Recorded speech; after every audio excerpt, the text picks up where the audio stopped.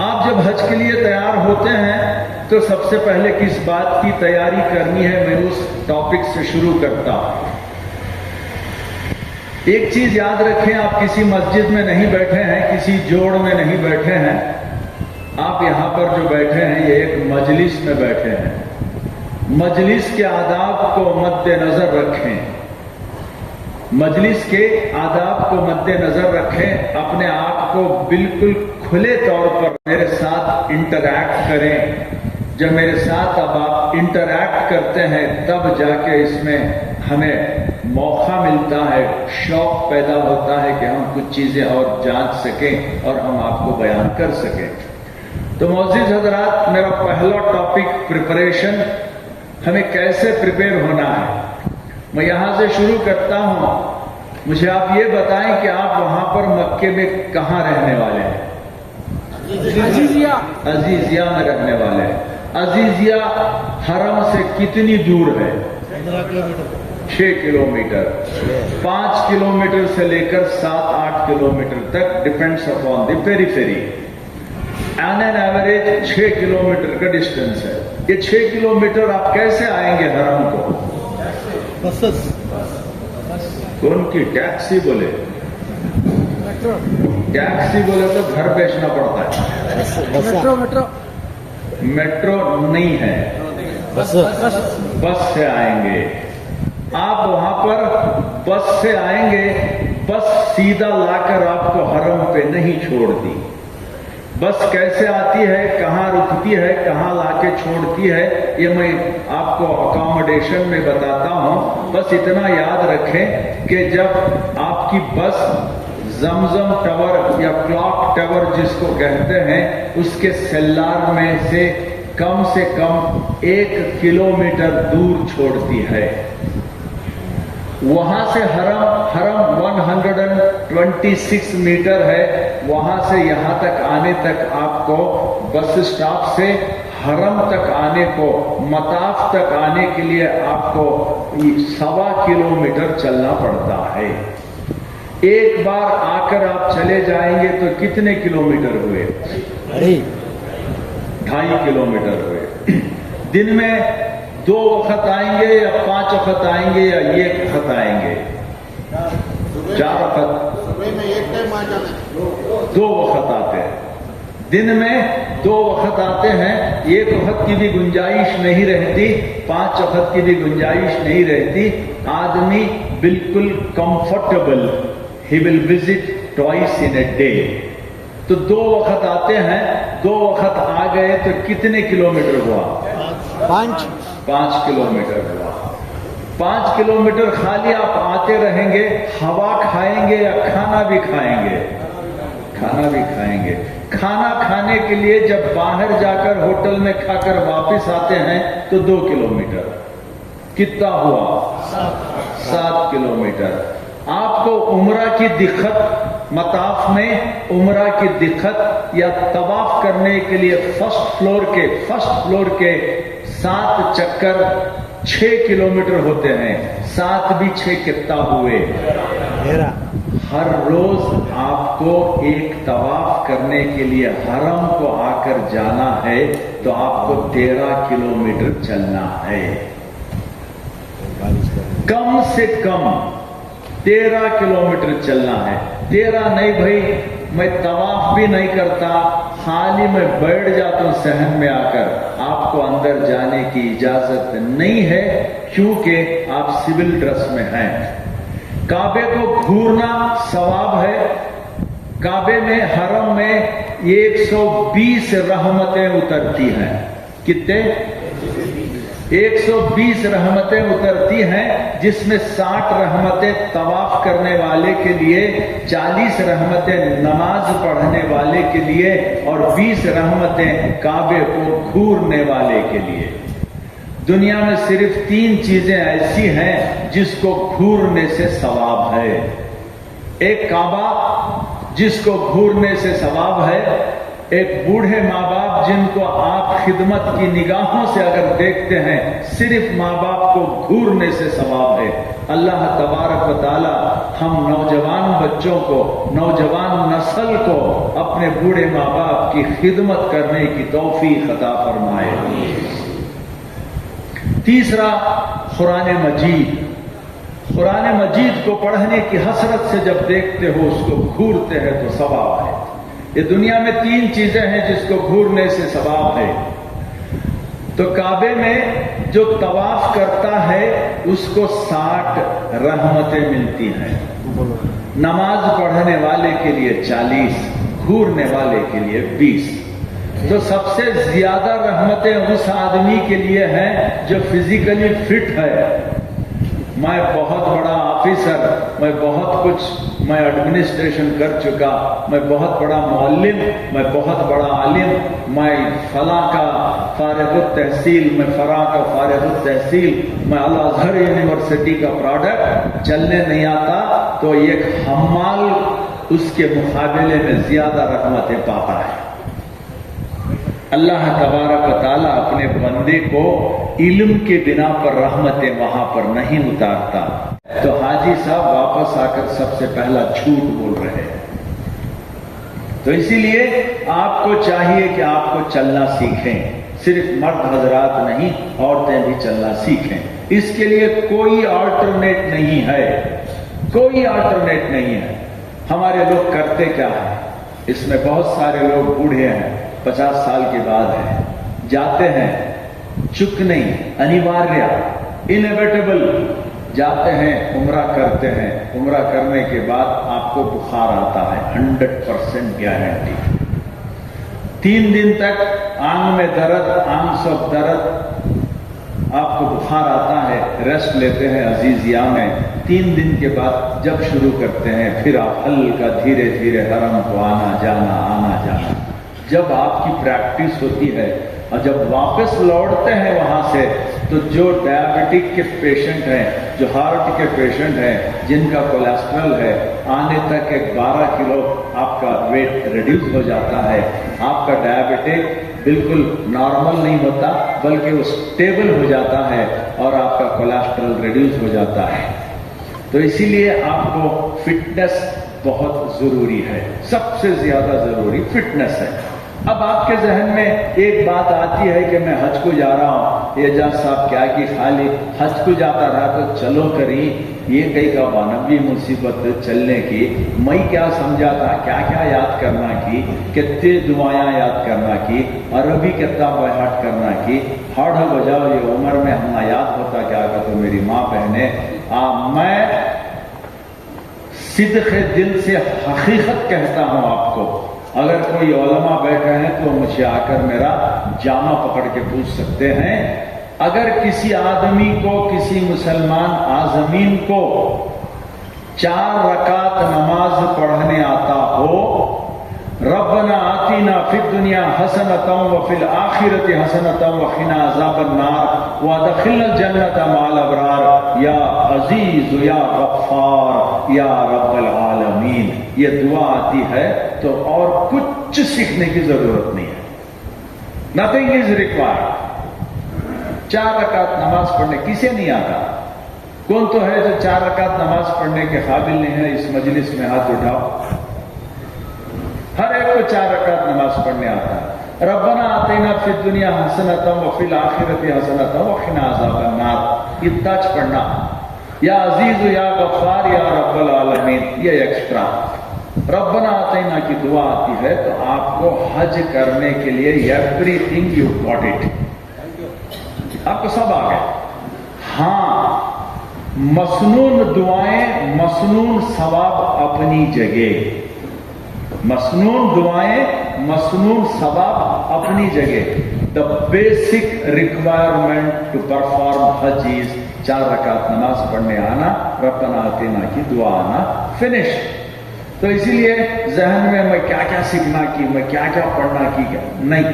वहां पर जिस चीज की जरूरत है वो समझने की जरूरत है, सीखने की जरूरत नहीं है। समझना है आपको कि मुझे कैसे करना है, कैसे जाना है।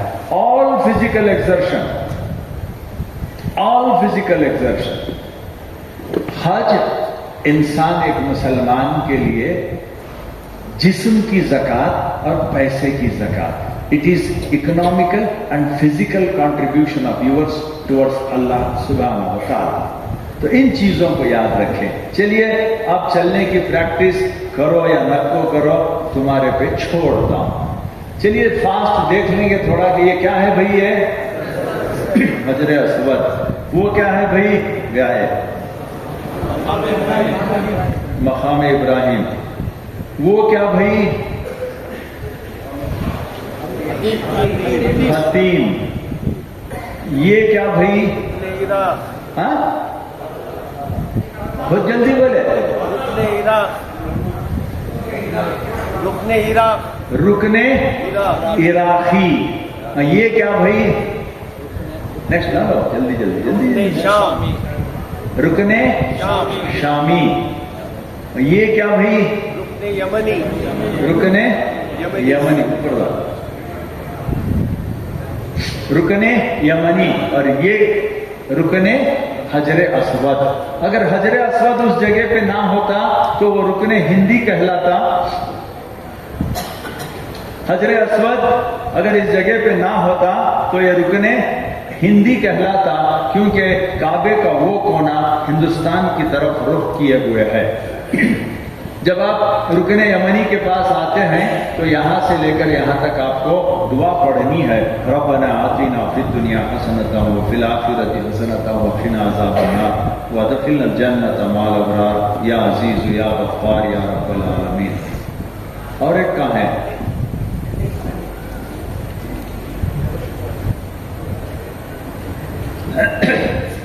और एक नया। नेक्स्ट, ये क्या है भैया, smartphone.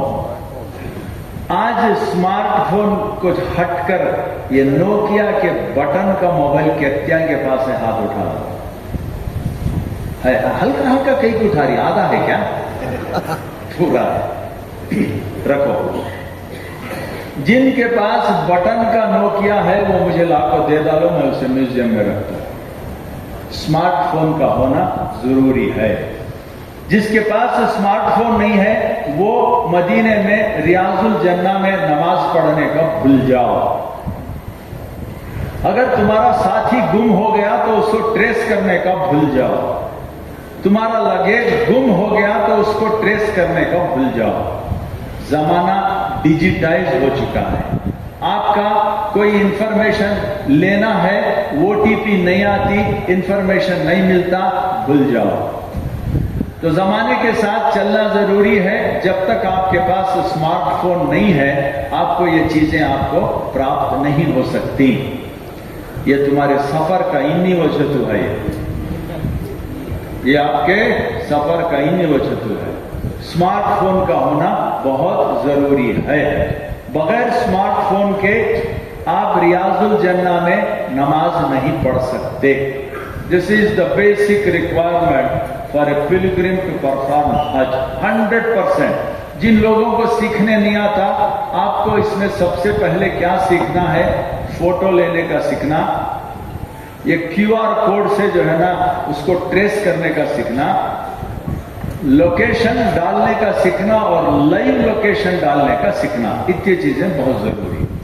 Location, live location, photo लेना, इसको भेजना, इतनी चीजें सीखना बहुत जरूरी।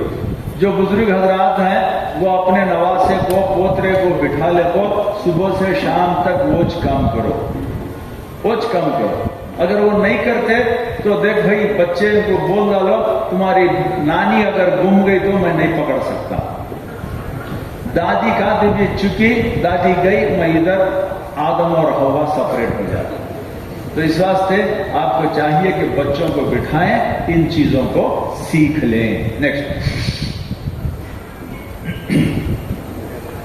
एक हाजी को क्या क्या ले जाना है? एक हाजी को ये 3 चीजें ले जाना है। एक है पाउच, दूसरा हैंडबैग, तीसरा बैगेज। क्या ले जाना है? 3 चीजें, एक पाउच, दूसरा हैंडबैग, तीसरा बैगेज। या किसी के पास पाउच है, Anybody has got a pouch here?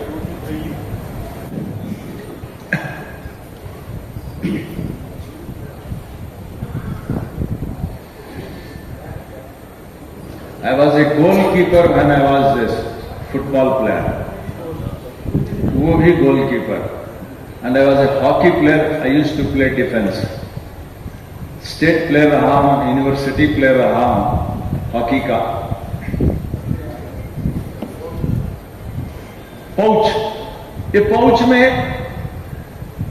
Pouch में क्या क्या डालेंगे आप?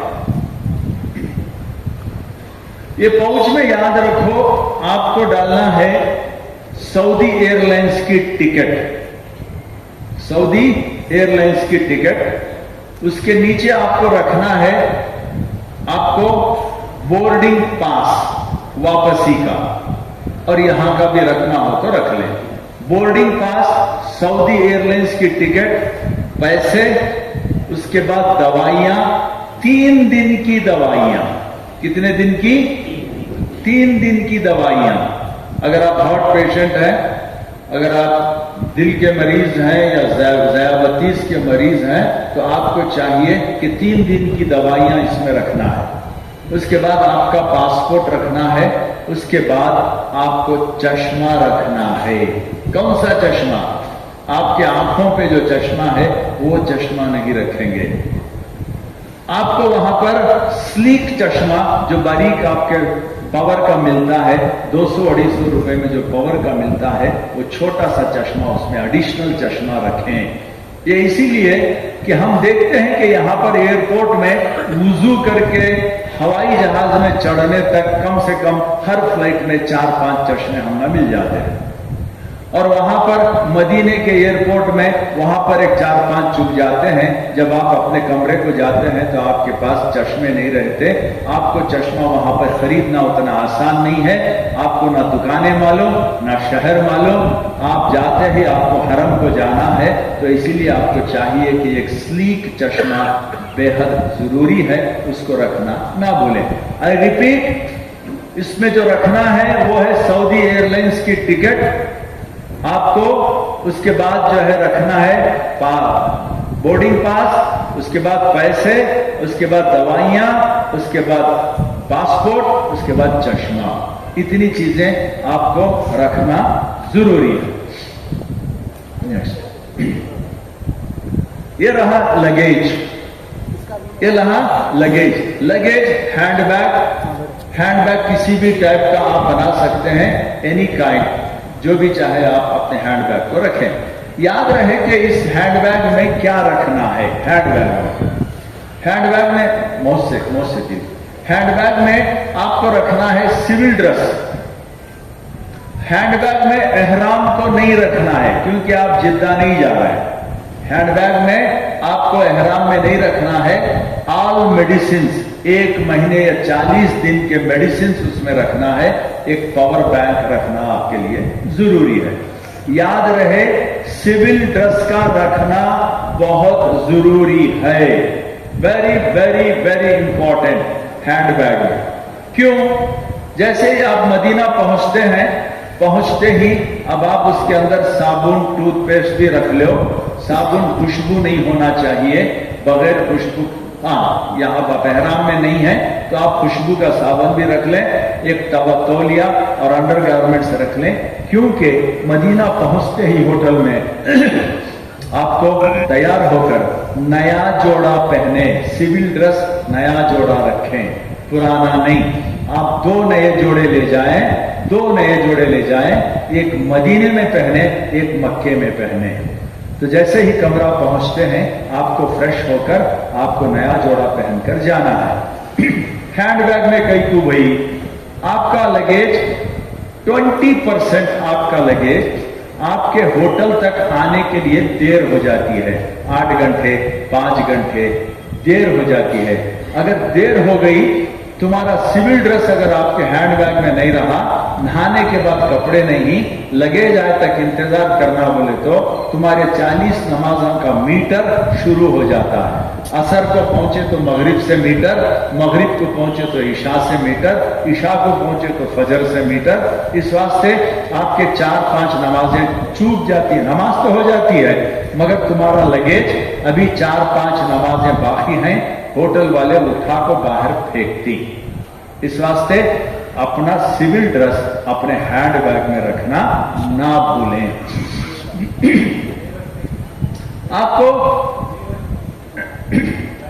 आपको इस किस्म के हुक रखना जरूरी है। आपको ये इस वास्ते कि मदीने के होटल में और अजीजिया के कमरों में हुक्स नहीं रहते, बिल्कुल दीवारें प्लेन रहती हैं, नंगी दीवारें रहती हैं, आपको टंगाने के लिए कुछ भी नहीं रहता। ऐसे हुक रखना ना भूलें। फास्ट ये क्या है भाई? ये लेडीज बोलना, पीछे से देखेंगे क्या बोले, क्या है ये? क्या है ये? है कपड़े लगाने के पिन्ना। एक कपड़े लगाने के पिन्ना मेरी मां बहने लग जाना ना भूलें। जो सिंगल हाजी हैं उन्होंने भी ये लग जाने का नको भूलो।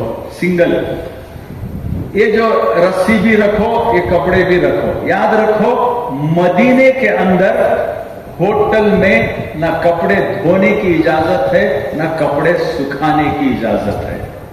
मैले कपड़े फोल्ड करके रख लो, मक्का जाने के बाद आप कपड़े धो सकते हैं। आप मक्के में अगर लॉन्ड्री को देंगे तो कपड़ा खरीदना ले जाए, उतना लॉन्ड्री के चार्जेस रहते हैं। मक्के में आप कपड़े धो सकते हैं। मक्के में टॉप फ्लोर पर ढाबे को, वहां पर आपको वायर और दांत भी लगे हुए मिलेंगे, रस्सियां भी मिलेंगी, आप उसके ऊपर कपड़े सुखा सकते हैं। ये नहीं लग गए तो क्या होता, जब लोग बड़े प्रिंसिपल्ड रहते हैं, उन्होंने सफर बोले तो A to Z रखती, लज्जा को अपने कपड़े सुखा दाल को उसे हंसो क्लिपा लगाती। अब हमें बगैर क्लिप वाले क्या करते हैं, इन्हों जाको अपने कपड़े धोकर दाल को देखती, हवा बहुत रहती है वहां पर ढाबे को। अब इसके क्लिपा, इसके कपड़े सूख गई, इसके क्लिपा काट को तुम्हारे कपड़े को लगा दी। इत्तेफाक से उन्हें क्या तो भी देखा।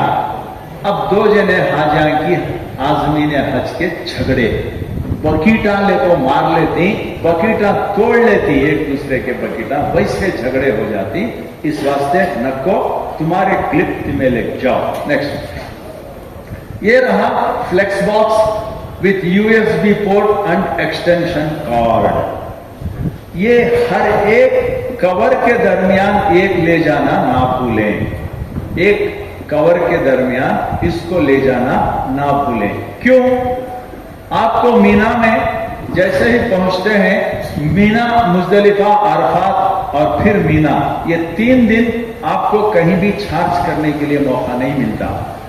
मीना के टेंट में आपको 4 या 5 सॉकेट रहेंगे। अब एक हाजी साहब लगा को बैठ गए, 5 जने लगा तो बाकी के नंबर पर 5 जने छक मारना, वो हालत रहती है।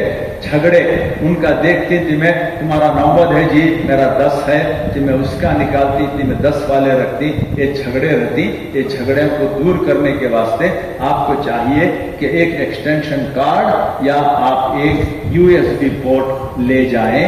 एक कवर के बीच में एक, बहुत सारों को इसकी मदद हो जाती है।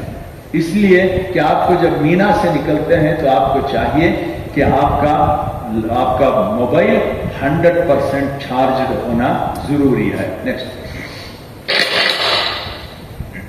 ये रहा बैगेज। एक हाजी को 20-20 kg के 2 बैगेज ले जा सकते हैं। मैं अभी बोल रहा हूं, बहुत क्लियर बोल देता हूं, बाद में repeatedly, please don't ask me repeatedly questions on this subject.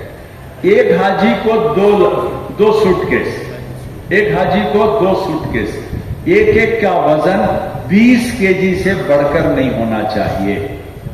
एक का 20 kg से बढ़कर नहीं होना चाहिए।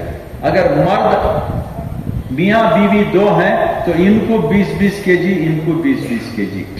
एक बैगेज में 10 kg और एक बैगेज में 10 kg रख सकते हैं। एक में 20, एक में 15 रख सकते हैं। दो में 5-5 केजी रख सकते हैं, मगर एक सूटकेस का वजन 20 पर 1 केजी नहीं होना। एक 20 केजी रखो, दूसरा 10 केजी या 5 केजी रखो, या 15 केजी ले जा सकते हैं। ये रहा आपका बैगेज। अब ये बैगेज में क्या क्या ले जाना, बैगेज में क्या क्या ले जाना, टाइम नहीं है, बट डिटेल अगर होता तो मैं आपको पूरा डिटेल बोलता। इसमें क्या क्या ले जाना ये मैं आपको बयान कर देता हूं, क्या क्या नहीं ले जाना ये भी मैं आपको बोल देता हूं। याद रहे कि जो लोग यहां से ले जाते हैं बड़े अजीब और गरीब चीजें ले जाते हैं। जो यहाँ के हैं, जो बिदर, गुलबर्गा, बागलकोट के हैं, तुम्हारे बैगेज को उनके बैगेज को जमीन आसमान का फर्क रहता है। आप यहां से चावल, गेहूं का आटा, रागी का आटा, नमक, मिर्ची, उसके बाद कॉफी पाउडर, शक्कर, दाल, तुअर की दाल, मसूर की दाल, कपगीर, उल्थानी, दाल घुटनी, डोई, उसके बाद तवा, भगोने, चमचे, अचार, बड़े गोश्त का अचार, छोटे गोश्त का अचार, सेमिया, उपीट रवा, इडली का रवा, द्वासे का आईडी पैकेट 8 दिन का। उसके बाद इसके साथ साथ अब मेरे खास दोस्तां सिगरेट, इस हफ्ताल को 40 दिन का सिगरेट, बीड़िया के कट्टे, उसके बाद माणिक चंद, उसके बाद पान पराग। अल्लाह तबारक व ताला हम लोगों को ऐसी हरकतों से बचाए। रेमी खेलने के वास्ते ताश के पैकेट, ये चीजा उसमें से लग जाको, तेल, कोथिमीर का मसाला, अदरक कोथिमीर का मसाला, सुतरियां, गुलगुले, मलीदा, खजूर, अतरासे, भेंड, बतासे, मुरमुरे, ये तमाम चीजें उसमें रख ले हो जाती है। अब लेग जाओ, मैं नको नहीं बोलता। इसके अंदर कुकर ले जा सकते हैं, इंडक्शन स्टोव ले जा सकते हैं, ये तमाम चीजें ले जाने के नहीं ले जाओ। इसमें आपको चाहिए कि जम्बिए, चाकुआ, बड़े बड़े ये नको ले जाओ। जो चीज आपको नहीं ले जाना है वो है तेल। तेल नको ले जाओ, किसी हालत में तेल नको ले जाओ। किसी हालत में कच्ची तरकारी मत ले जाओ, अचार मत ले जाओ। अगर आप ले जाते हैं तो ये रहा अचार, ये रहा अचार, ये जो स्लिप हो गए देखो यहाँ सामने, यहाँ फिसली देखो, ये मैच फिसलिया था सब, कोई दूसरा नहीं। मैच फिसलिया, फिसलने के बाद गिरते गिरते बचा, मैच इसकी फोटो लिया। जो लोग अचार ले जाते हैं अपने कपड़े भी बर्बाद, उसके साथ दूसरों के कपड़े भी बर्बाद। तो इसीलिए तेल मत ले जाओ, तेल भी जो है लीक हो जाता है। याद रखो आपकी नीयत पे मुबनी है, आपकी नीयत पे मुबनी है। तेल यहां से ले जाने की बजाय जैतून का तेल सुन्नत समझ कर मैं इस्तेमाल करूंगा, वहां पर जाओ। हमारे तेल को, जैतून के तेल को कोई ज्यादा फर्क नहीं है, जैतून का तेल इस्तेमाल करो, सवाब भी रहेगा। नेक्स्ट, वहां पर इस किस्म से दुकानें, बेइंतहा दुकानें आपको तरकारी की अजीजिया में मिलती हैं। यहां से कच्चे टमाटे लग जाते हैं, कोथिमीर लग जाती है, पालक की भाजी लग जाती है, प्याज लग जाते हैं, आलू लग जाते हैं। इसकी क्या भी जरूरत नहीं है, वहां पर आपको हर चीज मुहैया है। नेक्स्ट, अब आपको चाहिए कि right your address on luggage with Mecca building number and service provider number. हमारे हाजियां 100 साल पुराने हो गए तो भी हमें वो मौलिम का जो बैहाट करी तुम्हारे, हमारे रगों में, हमारे खून में जो बसा है नाम, उसे निकाल लो। अब कौन सा मौलिम भी नहीं है, मौलिम बोले तो क्या हम ना किसी को नहीं मालूम। वहां पर आपको service provider, the Saudi kingdom itself has declared and in their document we will find the word service provider. So it is your duty to remember who is your service provider, what is his number.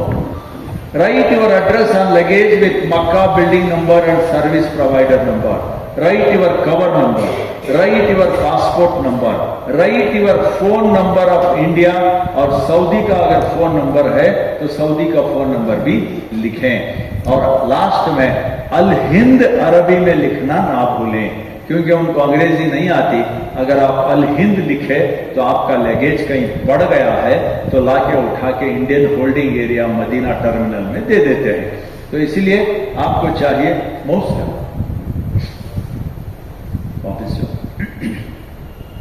हाँ, तो ये चीजें इतनी बड़ी important हैं। इतना बोले तो भी रोजाना ऐसा 1,500 आदमी बैठ रहे, बेंगलुरु के 1,500 आदमी बैठ रहे। आज 3rd सेशन मेरा, मैं कल भी बोला, परसों भी बोला, आज भी बोल रहा हूं। तो आप इतना बोले तो भी 20% आजमीन जब एयरपोर्ट को आते हैं तो एड्रेस नहीं लिखते, एड्रेस नहीं लिखते। एड्रेस का लिखना बहुत जरूरी है, बेहद जरूरी है। अगर आप एड्रेस नहीं लिखेंगे तो आपका लगेज खो गया तो कैसे लाके पहुंचाएंगे वो इंडियन एम्बेसी को? इंडियन एम्बेसी को कैसे पहुंचाएंगे? मदीने में इंडियन होल्डिंग एरिया को कैसे पहुंचाएंगे?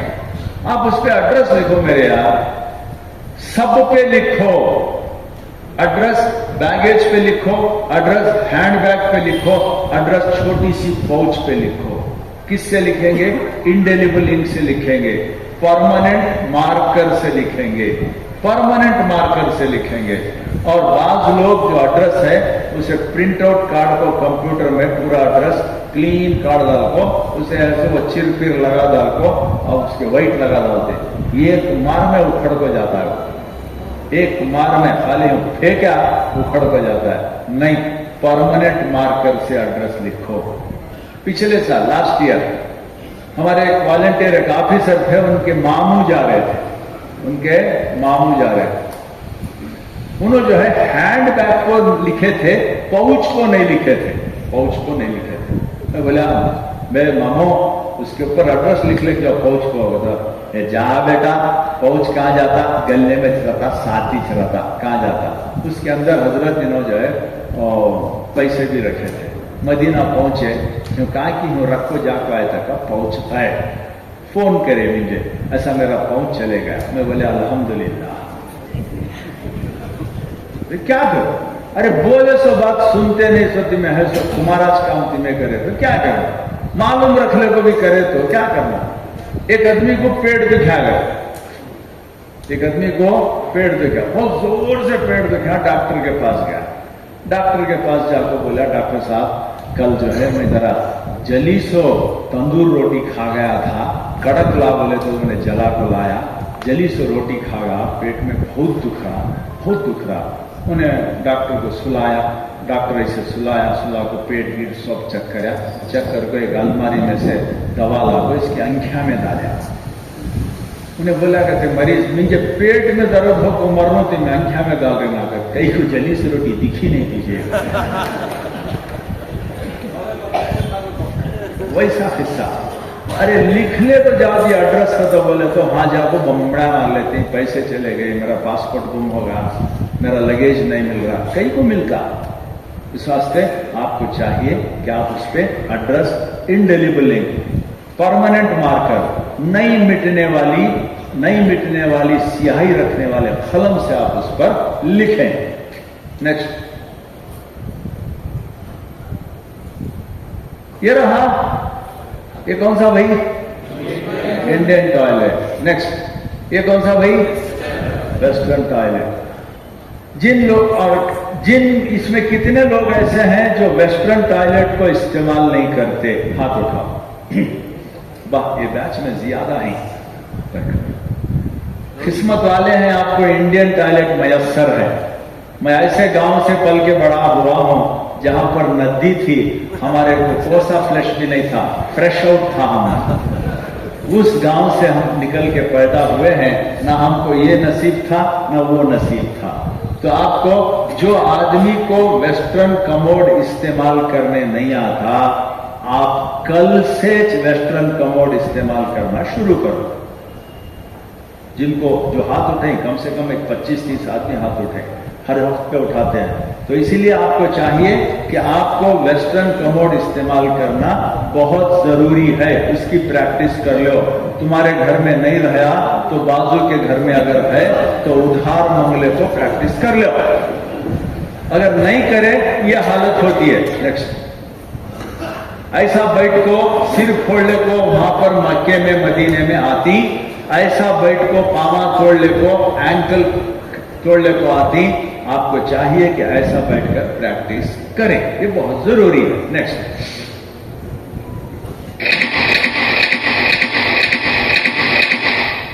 एन इंट्रोडक्शन टू हज रियलिटीज। चलिए अब हम करीब होते हैं कि अब हमें कब आना है। आपको 2 दिन पहले रिपोर्ट करने के लिए इंटीमेशन बहुतों को आ चुका है। 2 दिन पहले, बाज लोगों को 3 दिन पहले आया है। वो इसीलिए 3 दिन पहले आया है कि तुम्हारी फ्लाइट 12 बजे के बाद है, इसीलिए वो तीसरा दिन लगता है। तो इसीलिए आपको चाहिए कि 2 दिन पहले आपको आकर रिपोर्ट करना है। Report on the day allotted. जिस दिन आपको अलॉटमेंट आया है उसी दिन आना है, कंपल्सरी। इसमें किसी किस्म की गुंजाइश नहीं है। क्यों, मैं बोलता हूं आपको। Next, B punctual. 10 बजे लिखो है, 10 बजे बराबर आओ। उससे रिपोर्ट करना है, इसीलिए कि अब तक नुसुख कार्ड उतना इंपॉर्टेंट नहीं था जितना इस साल इंपॉर्टेंट हो चुका है। इस साल के वीजा में आपका जैसे ही वीजा एंडोर्स होता है उसमें बिल्डिंग असाइन हो जाती है। आप दूसरे डेट को जाएंगे तो वहां पर आपके डिटेल्स नहीं रहेंगे।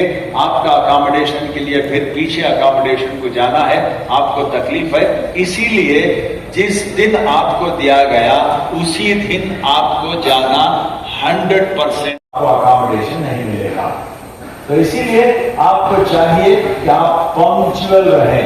10 बजे बोले तो 10 बजे आना आपके लिए बहुत जरूरी है।